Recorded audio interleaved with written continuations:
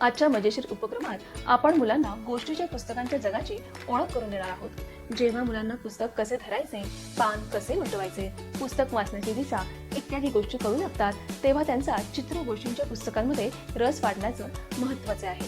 रोमांचक चित्र गोष्टी पुस्तके मुलांना चित्रे समजण्यास मदत तर करतातच, शिवाय गोष्टी पुढे काय घडते याबद्दल त्यांची आवड देखील वाढवतात।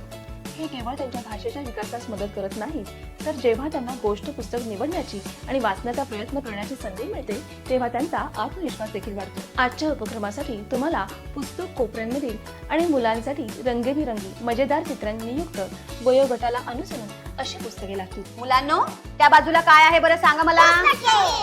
अगदी बरोबर। आज तुम्हाला त्या पुस्तकांच्या कोपऱ्यातून आपल्या आवडीचे एक एक पुस्तक घेऊन यायचं आहे आणि ते पुस्तक तुम्ही स्वतः वाचायचा प्रयत्न करायचा आहे।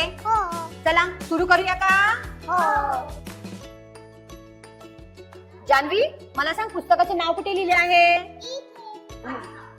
अगदी बरोबर, इथे पुस्तकाचं नाव लिहिलं आहे। पुस्तकाचं नाव काय आहे? दोन बकऱ्या। काय नाव आहे? अगदी बरोबर। आता हे पुस्तक उघड आणि वाचायचा प्रयत्न कर बरं। हिमांशू, तू मला सांग यामध्ये चित्र कुठे आहे?